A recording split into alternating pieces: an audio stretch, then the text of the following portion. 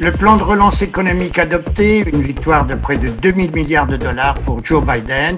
Qui va en bénéficier? Réponse de Luc Olinga, chef du service économique de l'agence France-Presse à Washington.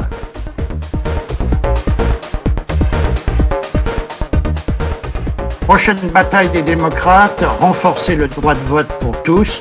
Les républicains veulent le rendre plus difficile pour écarter les minorités qui tentent à voter pour les démocrates. Grandeur et décadence d'Andrew Cuomo, gouverneur de New York. Accusé de harcèlement sexuel et de manipulation du nombre de décès de Covid dans les maisons de retraite. The Crown, Meghan nous a tués. Dans une interview explosive sur CBS, la duchesse de Sussex règle ses comptes. Ici Claude Porcella à Washington. Bienvenue à cette nouvelle édition de Point USA. Une émission qui s'adresse plus particulièrement à un public francophone et francophile, avec pour objectif de discuter en français de l'actualité américaine, en compagnie de René Lake, analyste politique et directeur de presse, Denis Beaver, avocat et chroniqueur juridique, et Herman Cohen, ancien secrétaire d'État adjoint américain.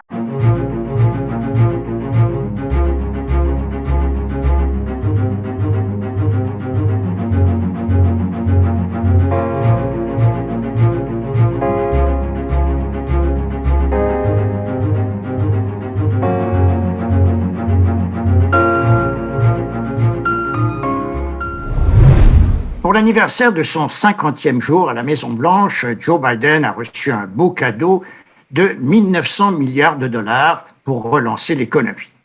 Avec nous, Luc Olinga, chef du service économique de l'AFP à Washington. Merci, Luc, d'avoir accepté notre invitation. Aidez-nous à mieux comprendre ce texte de loi de quelques 700 pages. Donc, parlons de ce plan. Ce plan, certains disent qu'il révolutionne un peu l'approche sociale américaine. Dans un pays où on a toujours dénoncé les allocations familiales, les aides, on a même appelé le welfare, on voit qu'on retourne un peu à ça. C'est une sorte de changement de paradigme. Qu'est-ce qui se passe? Ce qui se passe, c'est que concrètement, ce plan vise à aider les plus démunis. L'idée étant de réduire l'inégalité, étant de réduire la pauvreté. On voit aux États-Unis, on estime que des millions d'enfants vivent dans la pauvreté. Donc l'idée serait de diminuer cette pauvreté infantile de moitié. Concrètement, qu'est-ce qui va se passer? Donc, des millions d'Américains vont recevoir chacun une aide immédiate sous la forme d'un chèque de 1400 dollars. Ce n'est pas un chèque qui viendra à la poste, ce sera un dépôt que fera le fisc sur les comptes bancaires de ces Américains. L'idée étant quand même de remplir certaines conditions de revenus. Donc, c'est 1400 dollars par personne touchant moins de 75 000 dollars par an, ou pour tous les couples mariés dont les revenus annuels ne dépassent pas 150 000 dollars. Et à cela s'ajoutera également une indemnité de 300 dollars pour personnes dépendantes.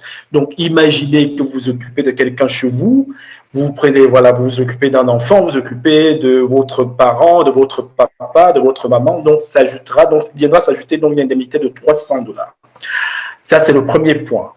Et n'oubliez pas aussi que depuis le début de l'année, les Américains reçoivent 600 dollars, un chèque de 600 dollars qui était prévu dans le plan de relance voté en décembre.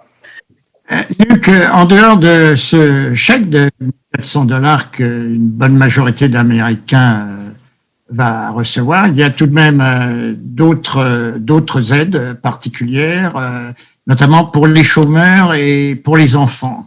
Le deuxième point, ce sont les aides pour les enfants, pour les parents ayant des enfants. Donc, ceci se divise sous la forme de crédit d'impôt et également d'allocations directes. C'était rare aux États-Unis, c'était plutôt des crédits d'impôt pour garde d'enfants. Celui-ci va passer de 2000 dollars actuellement, donc par mois, par an, il va passer de 2000 à 3000 dollars pour les enfants de 6 à 17 ans. Et à 3600 dollars pour les enfants de 0 à 5 ans. Donc, pour vous dire, prenons le cas d'une famille, par exemple dans le Massachusetts. Il y a des études qui montrent qu'une famille de 4 personnes dans le Massachusetts, dont les revenus annuels avant la pandémie étaient de 53 000 dollars, cette famille va recevoir plus de 22 000 dollars avec ce plan de relance. 22 000 dollars, vous pouvez imaginer pour cette famille. Et ceci ne prend pas en compte les aides versées au titre d'allocation chômage. Donc, les aides, parlons, donc ça c'est le troisième point, c'est les allocations chômage. Les chômeurs vont recevoir 300 dollars par semaine supplémentaires en plus des aides qu'ils perçoivent déjà actuellement. Donc, vous pouvez comprendre un peu la teneur, ce que ça signifie pour les familles pauvres, les familles démunies. Comment est-ce que ça va les aider? Il y en avait qui étaient déjà, qui n'avaient plus, qui n'arrivaient plus à payer leur facture. Ils vont pouvoir payer leur facture avec ça. Ils vont pouvoir même épargner. Merci Luc pour ces explications. Vous avez clarifié ce volumineux document. Mais alors, comme vous le savez, le plan a été adopté, mais uniquement par les démocrates. Pas un seul républicain n'a voté pour. Alors, évidemment, ils se plaignent que, et mon ami Denis, qui est républicain, va nous donner son impression. Il dit ça fait tout de même beaucoup d'argent. Hein, on jette des milliards de dollars sur le problème. Il va certainement arriver un moment où on va toucher le fond. Il y a aussi le risque d'inflation. Mais le gros problème, ils disent mais on n'a pas encore dépensé les 900 milliards de dollars qui avaient été attribués l'an dernier. Il y a certains domaines qui ne concernent pas directement la pandémie. J'aimerais savoir ce que Denis pense de tous ces 2000 milliards de dollars de ce plan de relance. Gaspillage incroyable. énorme. En effet, très peu va aux individus. Alors, ils vont... c'est un SOS pour les États qui ont presque fait faillite. Les villes, les États, les pension funds, hein, les fonds qui s'occupent des pensions, des retraites, qui ont presque fait faillite, qui n'ont pas l'argent pour payer les employés à la retraite. Ils sont Père Noël pour ces États, pour ces syndicats. Et qu'est-ce que ça veut dire pour l'avenir? Oh là là, l'inflation va revenir. On sera vraiment taxé comme ça. Donc ça va coûter les yeux de la tête dans l'avenir. C'est ce que je pense. Luc, que répondez-vous à Denis? Je comprends tout à fait, Denis. En fait, donc, Denis n'a pas complètement tort lorsqu'il parle d'inflation. En effet, il y a cette crainte d'inflation. Forcément, ça s'explique. Si les gens... Prenons, il y a quand même eu 3 plans de relance hein, en moins d'1 an. Il y a eu 3 plans de relance. Donc, à chaque fois, les particuliers, les individus se retrouvent avec de l'argent. Forcément, quand ces gens vont se mettre à dépenser, ils vont se retrouver à désirer les mêmes choses. Imaginez, on se retrouve dans un magasin, on veut tous l'écran de plasma à côté. S'il était à 2000, vu la demande, vu le déséquilibre entre la demande et l'offre, forcément, il va monter à 4000. En effet, il y a ce risque-là. Mais jusqu'à présent, ce que certains économistes disent, c'est qu'on n'est pas sûr de dépasser le fameux seuil de 2% de l'inflation que surveille la Banque centrale, la Fed. Et en plus de ça, les entreprises ont appris. Ce n'est plus comme dans les années 70, cette inflation folle, où justement les entreprises n'étaient pas préparées à ça. Aujourd'hui, elles sont préparées à ça. C'est-à-dire, elles ont pu réduire leurs coûts, parce qu'il y a la robotisation. Elles ont raccourci comment dirais-je, le chemin entre la fabrication, l'usine et le produit final, entre le magasin et l'usine. Donc, tous ces coûts, les coûts de logistique, les coûts de production, les entreprises n'ont pas besoin aujourd'hui d'augmenter vraiment les prix pour essayer de se retrouver. Ça, c'est l'un des points que certains avancent, notamment le FMI.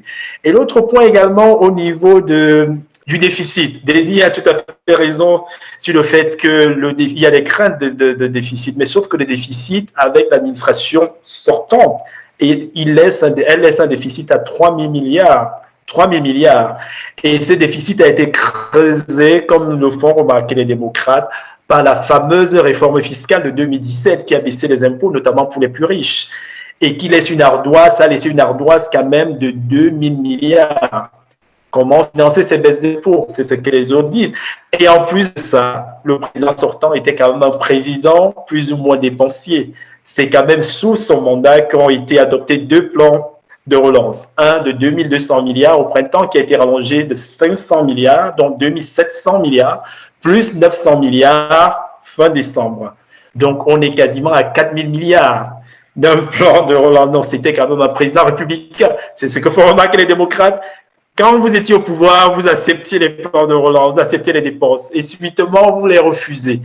Ils ne veulent pas entendre, les démocrates ne veulent pas entendre, et surtout aussi c'est politique. Parce que souvenez-vous, avec Obama, démocrates et républicains se sont battus pendant des mois sur un plan de relance de 800 milliards. Les démocrates se disent aujourd'hui qu'ils auraient dû en faire plus, parce que le fait qu'ils n'avaient pas donné assez n'a pas contribué justement à booster l'économie d'un coup. Au contraire, on a vu une relance, on a vu une croissance vraiment très très faible. Alors qu'aujourd'hui, en donnant de l'argent, ça c'est ce qu'ils disent, c'est leurs arguments, en donnant l'argent aux ménages, surtout aux plus pauvres, ces gens vont dépenser. Ce n'est pas les plus riches qui dépensent. C'est les pauvres tout de suite, les revenus faibles. Ce sont eux qui vont dépenser, ce sont eux qui vont relancer l'économie. C'est ce que disent les démocrates. Merci Luc. Malheureusement, nous sommes à court de temps. En tout cas, un grand merci pour cet éclairage. Je rappelle que vous êtes le chef du service économique de l'agence France Presse à Washington et j'espère que vous reviendrez pour nous donner de façon régulière le bulletin de santé de l'économie américaine. Merci encore. Pour essayer de regagner le terrain perdu lors des dernières élections, les républicains essaient de rendre plus difficile pour les minorités de voter. Nous en discutons après cette pause.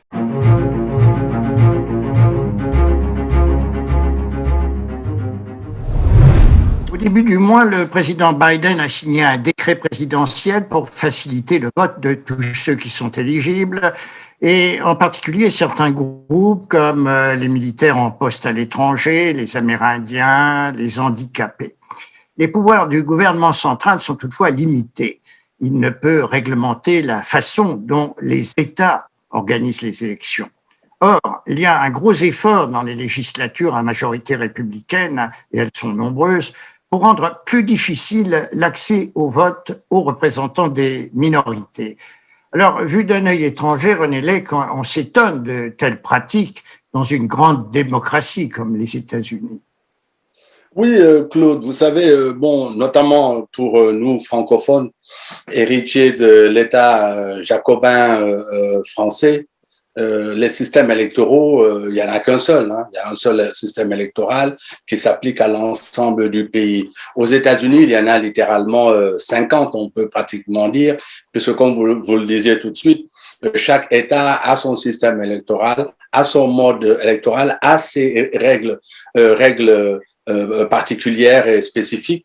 Il n'y a pas un pouvoir centralisé, il n'y a pas de règles centralisées. Alors, d'un côté, franchement, Claude, quand on pense à ce qui s'est passé ces 4 dernières années, on se dit heureusement.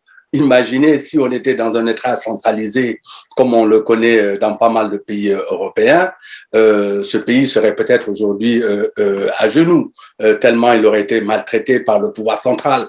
Donc, ce qui fait un peu la faiblesse, en tout moins ce que certains perçoivent comme la faiblesse du système américain, du fait justement de cette multiplicité de systèmes électoraux, eh bien, de mon point de vue, c'est peut-être l'une des très, très grandes forces de l'Amérique. Le côté fédéral a vraiment fonctionné et a permis au pays de rester sur ses pieds, de rester puissant et au fond, que le système a plutôt bien fonctionné. Mais comme vous le dites vous-même, c'est vrai que bon, ça pose des problèmes, notamment dans les pays du Sud qui ont cet héritage particulier par rapport au rapport racial notamment et le rapport aux minorités. Et aujourd'hui, il est clair que le Parti républicain, qui n'est quasiment plus en mesure d'être un parti de gouvernement ou même de pouvoir gagner des élections, en tout cas au niveau national, s'arc-boute derrière un certain nombre de réformes pour empêcher au maximum le vote de minorités, toutes les minorités noires, latinos et autres, parce que, comme vous le disiez, cela profite principalement au Parti démocrate. Donc, on est dans une situation très particulière, mais les démocrates sont en train de tenter, j'imagine qu'on y reviendra peut-être, en train de tenter de trouver une formule au plan national pour justement contrer cette stratégie républicaine. Herman Cohen, il ne doit pas être facile à un diplomate américain d'expliquer à un public étranger cette stratégie des républicains, essayer de supprimer le vote de certains électeurs. Oui, il faut comprendre qu'il y a beaucoup de changements dans notre système, dans les 50 États. Moi, quand j'ai été à l'université il y a assez longtemps, il y avait un jour tous les ans pour l'élection. C'était le premier mardi de novembre, c'est tout. Vous allez au bureau de vote et vous votez. Si vous êtes malade ou quelque chose, vous pouvez demander un bulletin par courrier. Mais il fallait justifier. Mais depuis 30 ans maintenant, il y a beaucoup de changements. D'abord, il y a un changement démographique. En 1990, le nombre de Blancs dans la population était 68%. Maintenant, c'est 55 seulement. Et le pourcentage des gens de couleur, des hispanophones, les afro-américains et les autres, c'est 45%. Et comme vous savez, les minorités ont une tendance à voter démocrate. Donc, dans les gouvernements des États contrôlés en ce moment par les républicains, ils cherchent à changer, de faire plus difficile pour les minorités de voter. Qu'est-ce que ça veut dire? Maintenant, dans beaucoup d'États, le bureau de vote est ouvert 3 semaines, pas seulement un jour, même le dimanche. Donc, les Afro-Américains vont beaucoup à l'église le dimanche matin. Donc, après le culte, le pasteur a dit, bon, tout le monde au bureau de vote, tout le monde au bureau de vote. Donc, ils font ça et ça augmente le nombre de votes pour les démocrates. Et une autre chose, c'est que tout le monde peut demander un bulletin de vote par courrier. Il ne faut pas le justifier parce que je suis malade, je suis handicapé, etc. Si vous voulez un bulletin de vote par courrier, vous le recevez. Comme moi, je fais ici à Washington, D.C. Donc, les gens dans la minorité qui ne peuvent pas aller au bureau de vote parce qu'ils ont du travail jusqu'à 8 heures du soir, n'est-ce pas? Ils travaillent même samedi, dimanche. Ils demandent ça au courrier. Donc, les républicains disent c'est pas bon parce que nous sommes en train de perdre. Donc, il faut réduire la possibilité de voter. Donc, je vois dans un État, ils ont dit qu'on peut voter le dimanche seulement un dimanche sur 3. Tous les autres dimanches, les bureaux de vote sont fermés. Et vous ne pouvez pas avoir un bulletin de vote par courrier, sauf si vous pouvez justifier que vous êtes handicapé. Donc, comme ça, ils espèrent réduire le nombre de votes des minorités et aussi de réduire le nombre de votes des démocrates. Comme le disait René, effectivement, les démocrates sont en train d'essayer de faire passer une loi pour rectifier cette situation et de permettre, comme l'a dit le président Biden, à tous ceux qui sont éligibles de pouvoir exercer leur droit de vote. Dans un instant, grandeur et décadence d'une grande figure politique new-yorkaise.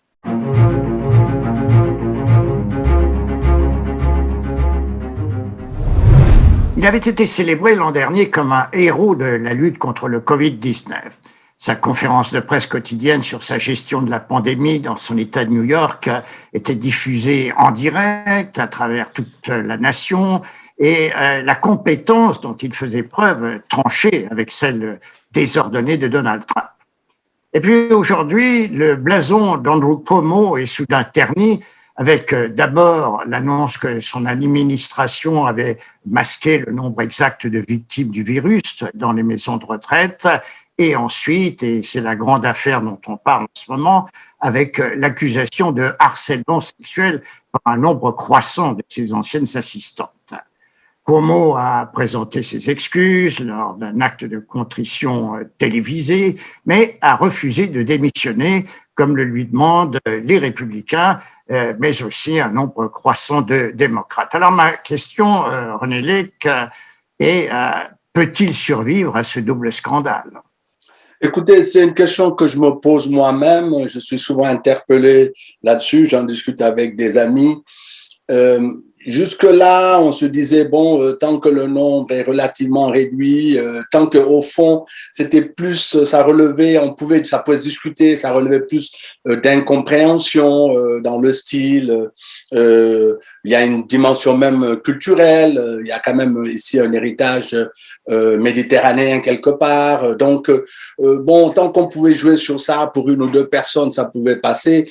Mais quand on en arrive à 3 ou 4, et quand on en arrive à des situations où la conversation était explicite, comme c'est le cas de l'avant-dernière, en tout cas au moins, là, je crois qu'il va avoir beaucoup de mal. La preuve, Claude, c'est que le leader des démocrates au niveau de l'État lui-même demande aujourd'hui à ce qu'il démissionne. Donc, je crois que là, je pense que l'accumulation en termes de nombre, mais aussi le côté plus explicite de ces avances, font que j'ai vraiment beaucoup de mal à voir comment il peut rester en poste.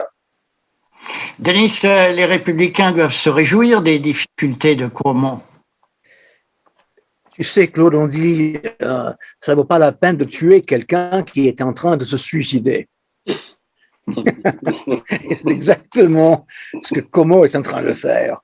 Selon ce que j'ai eu, les Républicains restent plus ou moins calmes.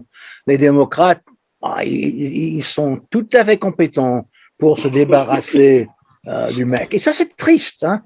Ouais, c'est tellement triste de voir quelqu'un comme Cuomo qui était vraiment un vrai héros. Et tout d'un coup, les filles sortent à gauche et à droite. Il a fait ceci, il a fait cela. Elles n'ont rien dit il y a des années. Mais maintenant, ce mec souffre et voilà. Alors, qu'est-ce que tu veux dire, chérie? Il m'a touché. Mais tu disais rien il y a 10 ans. Alors ça, c'est dramatique. Denis, quand même, il dit, et personne ne l'a accusé d'avoir touché quand même. Il a touché personne. Mais ce qu'il a fait n'est pas tellement mieux. Hein, attaquer. Oui, tout à fait. Mais il a touché personne quand même. Il faut reconnaître ça. Tout à fait d'accord. Ouais, tout à fait d'accord. Mais c'est tellement triste que maintenant, tout le monde sort des placards avec ces histoires. Mais il disait rien avant. Alors ça, c'est pas vraiment du fair play. Là, évidemment, Cuomo dit attendons. Évidemment, il refuse d'accepter les accusations dont il est l'objet, et il dit attendons l'enquête qui est en cours et qui est menée par la procureure de l'État de New York, une personne extrêmement compétente. Et donc, mieux vaut attendre et voir les résultats de cette enquête. Mais en tout cas, cette chute d'Andrew Cuomo, hier au Zénith, comme le disait Denis, aujourd'hui au Nadir, est d'une certaine façon une fable politico-philosophique. Meghan Markle contre la couronne, une bataille royale après cette pause.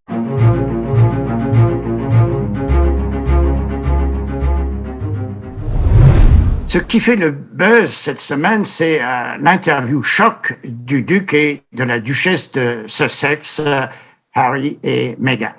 Elle a coûté 7 millions de dollars à Oprah Winfrey pour la réaliser. Elle a attiré des millions de téléspectateurs aux États-Unis et dans le monde et soulevé des réactions diamétralement opposées de part et d'autre de l'Atlantique. Sympathie pour le couple aux États-Unis, indignation, vitriol en Grande-Bretagne. Alors, messieurs, vos réactions, tout d'abord, avez-vous regardé l'émission et l'interview d'Oprah? René? Je me disais, j'espère qu'il ne va pas commencer par moi, qu'il va commencer par Herman Denis. Parce que moi, ce n'est pas trop ma tasse de thé. Ce type presque de faits divers, même si c'est au niveau royal, c'est pas du tout mon truc. Comme je le dis souvent, moi, tout ce qui est héréditaire, je suis pas trop là-dedans. Je suis un bon républicain, mais bon, ça fait quand même partie de la réalité de nos vies. Ça a un impact, comme vous l'avez dit. Et au fond, ce qui est intéressant là-dessus, c'est que ça ça pose un problème de fond, un problème que l'on vit tous les jours à travers le monde, malheureusement, et qui a eu un impact énorme ici avec le Black Lives Matter mouvement que l'on a connu ici aux États-Unis l'année dernière. Donc, de ce point de vue-là, je crois que c'est fort intéressant. J'ai pas regardé la totalité, mais j'ai regardé quand même de très larges extraits qui ont été repris par la presse. Alors, est-ce que, je sais que vous avez une sorte de détestation de la monarchie, mais est-ce que vous sympathisez avec Meghan? Oui, bien sûr, parce que bon, c'est dans l'ordre des choses, c'est la réalité. Pourquoi la cour en Angleterre serait-elle différente de la société qu'elle représente? Les gens sont toujours le produit de leur société. Dans une société où la question raciale se pose, où la question de l'islamophobie se pose, où la question anti-chrétienne se pose, où la question anti-juive se pose, il est évident que même si vous prenez un groupe relativement restreint, il y a de très fortes chances que vous retrouvez les mêmes mécaniques d'exclusion. Donc, pour moi, ça n'a rien d'extraordinaire. Mais bon, mais c'est important, encore une fois, parce que si ça permet de faire bouger les choses, comme ça semble être le cas, je dis formidable. Et vous, Denis, réaction, vous avez regardé l'émission? Oui. Tu sais que ma femme vient d'Hong Kong. Elle a grandi à Hong Kong, quand Hong Kong était effectivement une colonie british, anglaise. Ils sont terriblement racistes, les British, les Anglais. Pour ma femme, elle a dit oui, rien de nouveau. Puisqu'elle est chinoise, ma femme. C'est second class citizen, comme on dit en anglais. Traité comme beaucoup de Noirs d'Amérique. Donc, oui, elle a tout à fait compris ce qu'elle a dit. La pauvre fille qui parlait avec Oprah. Et vous, Herman, vous avez regardé l'émission? Oui, j'ai regardé. J'ai un autre point de vue. Je sympathise pas avec le couple. Je crois que il lave le linge sale de famille en public. C'est pas très bon, n'est-ce pas? Et je trouve aussi que la réponse qui venait du palais juste hier, je crois, était très élégante. N'est-ce pas? Je dis, c'est une histoire de famille, nous allons le régler en privé. Et nous aimons quand même, nous aimons les toits, tous les toits. Je crois que c'était très élégant. Donc, pourquoi laver le linge sale en public? Je ne comprends pas ça. Si vous permettez, Claude, j'ai presque envie de dire, pour m'amuser un peu, dire que quand le linge est acheté par les sous du contribuable, il vaut mieux effectivement les laver en public, puisque bon, quelque part, c'est un peu le linge du public. Mais ça, c'est mon côté taquin, hein, bien entendu. Anti-monarchie. C'est ce que j'allais dire, je me suis retenu. Je dois avouer que je suis un fanatique de Crown, de Netflix. En tout cas, à ce sujet, Netflix va pouvoir ajouter un nouvel épisode à sa série. Là, c'est malheureusement tout le temps dont nous disposons aujourd'hui. Merci une fois encore, René, Denis et Herman. Merci à notre producteur-réalisateur, Serge Njamba. Et merci à vous qui nous avez suivis. N'hésitez pas à nous faire part de vos commentaires et de vos suggestions et adressez-les à frenchbuzztv.com. Ici Claude Porcella à Washington. À bientôt.